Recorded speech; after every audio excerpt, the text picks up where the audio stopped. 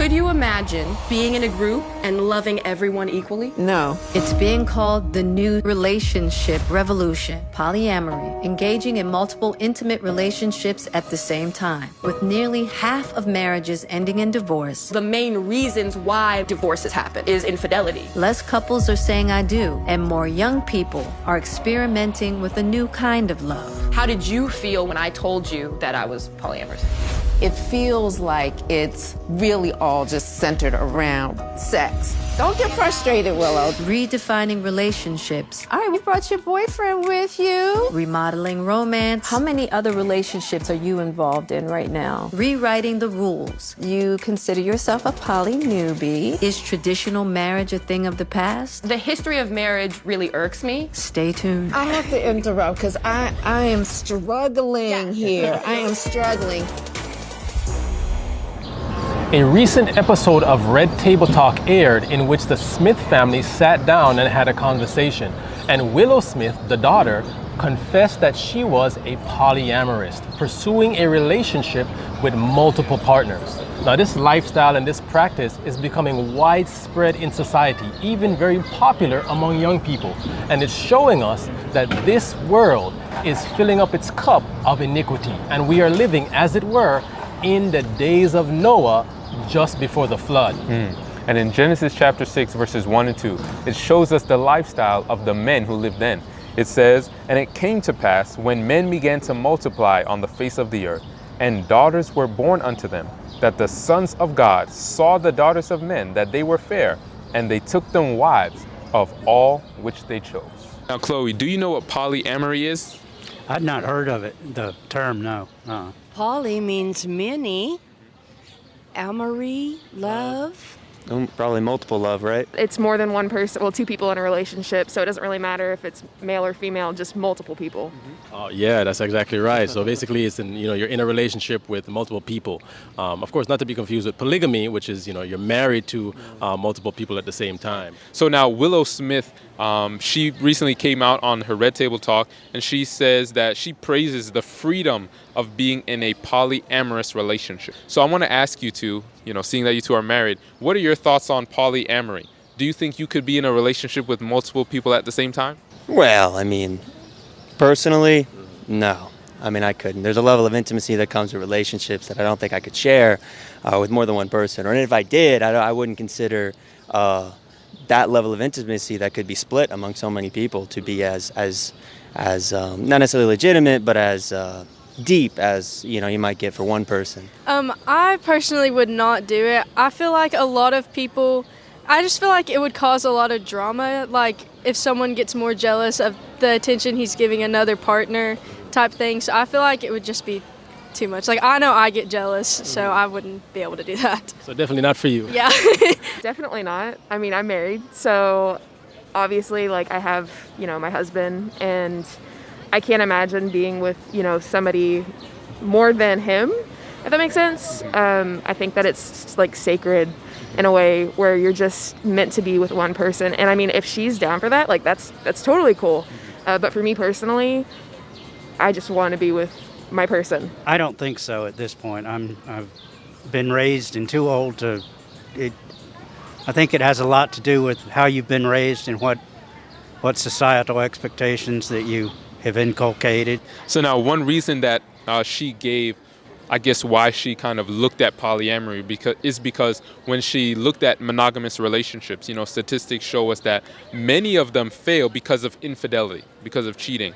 And so she's like, well, if people's minds are already thinking that, why not just open it up? Even though that's true that, many marriages do end in divorce because of infidelity, unfortunately, do you think that we should blame the traditional marriages? Or do you think that the issue is truly with people's hearts? I think it's with the hearts more. I don't think you should blame the traditional marriages, because it would be just like if you did have another partner to go to and then it messes up with them. You can't blame it on just needing more than one person. You know what I mean? Definitely. I think that a lot of people don't go into marriage for the right reasons.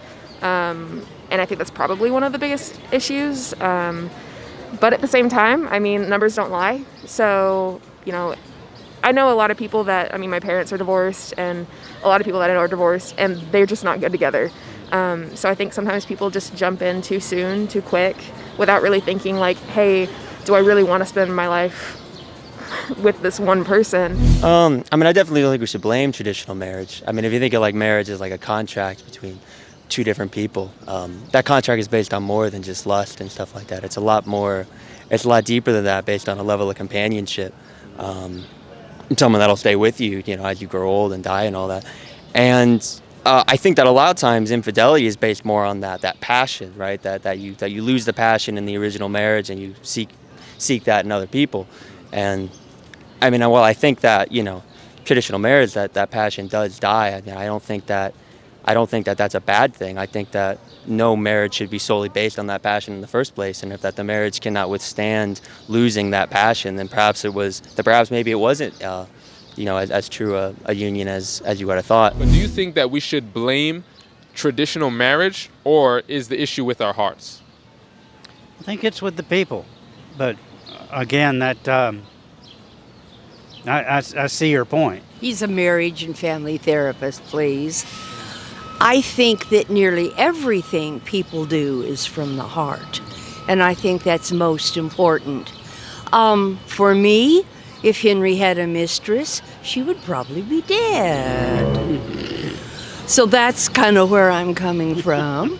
Now I want to share with you another article here. This is from Elle Australia, and the headline is 17 celebrities who have reportedly had open relationships. And you can see on the screen right there, Angelina Jolie and Brad Pitt were among the celebrities listed. And I want to read to you a statement, what she said, and then I want to get your perspective on it, all right? She says, I doubt that fidelity is absolutely essential for a relationship. She went on to say, it's worse to leave your partner and talk badly about him afterwards. In your opinion, and both of you are married, so this is good, do you think that fidelity and commitment are essential for a relationship? If that's what you've understood in going into the relationship, yes. I really think that Angelina Jolie is beautiful. I think she's a wonderful actress. But I don't think that she is the best representative for heart things, because I have seen her change her heart so many times. You think fidelity and commitment are essential for a healthy relationship? I think commitment definitely, for sure. For me, yes. But I know everybody's different. So somebody else's, you know, truth isn't going to be mine. I think that the most important thing of any relationship is trust. And in a lot of cases, people consider like fidelity to be the same thing as trust. You don't want someone sleeping with you behind your back, emotionally, confiding in someone else in a way that, you know, you should be doing with your partner potentially.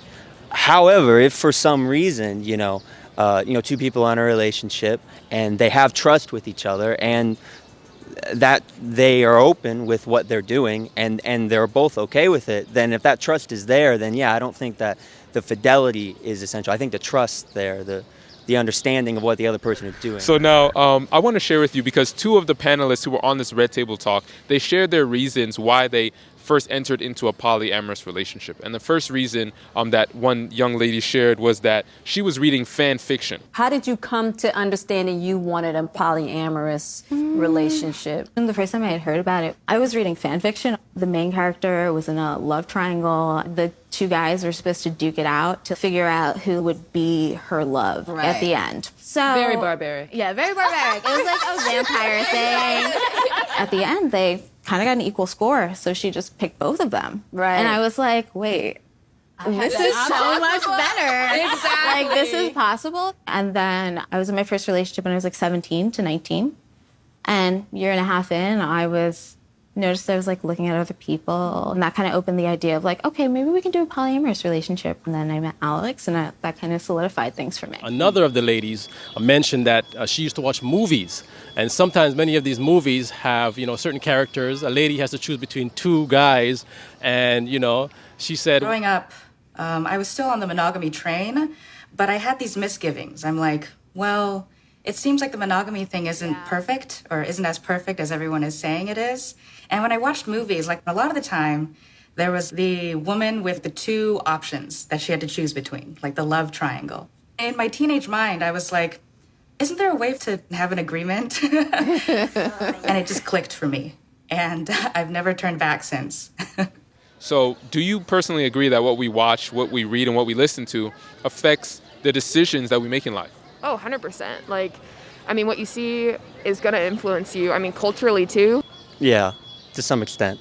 I mean, you can't try and emulate someone if you have never seen someone do it. Movies are not the end-all be-all, but you wouldn't necessarily get that idea, perhaps unless you saw it in film first. I think it does, because I feel like a lot of people would be more nervous to do something or come out with something, but when they see it happening like on TV or social media, I feel like they feel more accepted and more comfortable doing it. Interesting. Social media and like movies and shows, it influences everything, like the society. So definitely, like if you see something online, you're gonna want to do it. Now, critics use the Bible to justify polyamorous and polygamous relationships. They cite Abraham and Solomon, who were in polyamorous and polygamous relationships. Now, even though the Bible mentions these practices, even among God's professed people, it does not mean that God condoned it. Rather, it was the opposite. And if you look back in the very beginning of creation, who did God create? It was Adam and Eve, husband and wife, in a relationship, a marriage, a union, which was God's ideal for mankind. And we have to remember, the Bible outlines not only man's good deeds, but also man's evil deeds. Why? So that we may learn from them and return back to God. But another point that many people may use to justify a polyamorous relationship, they'll say, well, polyamory is mentioned in the Bible. Look how Abraham, he had multiple wives. Even Solomon, do you know how many wives, how many concubines, how many girlfriends King Solomon had? It's more than one. I'm not sure. I'm assuming upwards of 50. Way upwards of 50, actually. Solomon had 1,000 wives. I mean, please, could the man get around to all of them? Can you believe that? That's a lot. I mean, there are only 365 days in a year, so he had 1,000 women. So here it is from 1 Kings 11, verse 3 and 4. It says, and he had 700 wives and princesses and 300 concubines. And his wives turned away his heart. For it came to pass, when Solomon was old, that his wives turned away his heart after other gods, and his heart was not perfect with the Lord his God, as was the heart of David his father. Right. So the point we want to show there is that, yes, he did have a lot of wives, a lot of girlfriends, you could say. However, even though it's mentioned in the Bible, it does not mean that God condoned it. In fact, it's the opposite. God condemned this lifestyle, because when you read Solomon's account in Ecclesiastes, he gives a sad biography of how his life turned out when he pursued this lifestyle. It said that, his wives turned his heart away from God.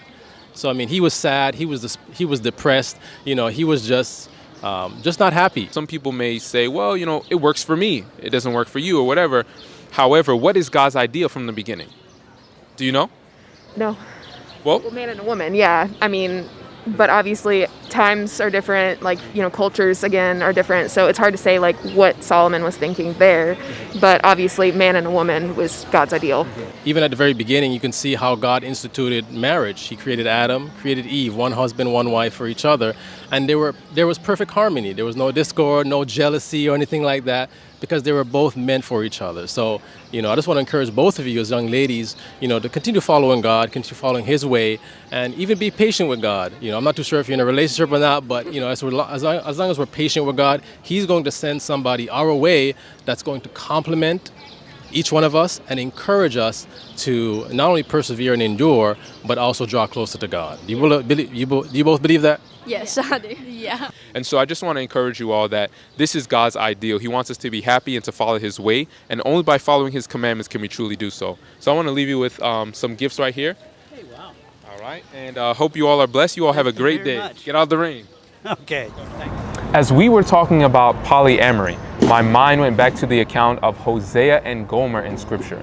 Because Gomer was married to Hosea, yet she desired other men. She desired to be in other relationships. And still, Hosea had enough love for her that he kept going back after her, trying to call her back home, back to himself. And this is a perfect representation of our lives with Jesus Christ. Because Christ loves us and he's calling us home. But many of us have replaced the love that we should have for God. We have put other things before God, other people before God. But yet he still is saying, my child, come back home. I will love you. I will show you how to be faithful to me. And when you experience my love, when you repent from your sins and experience my love, I will show you how to also have this love in all of your relationships. So let us ever remember this as we go about our day today, to ask God to bring us back to our first love, which is Jesus Christ. So what are your thoughts on the topic? Let us know. Comment in the comment box below. Don't forget to like, share, and subscribe. We'll see you next time.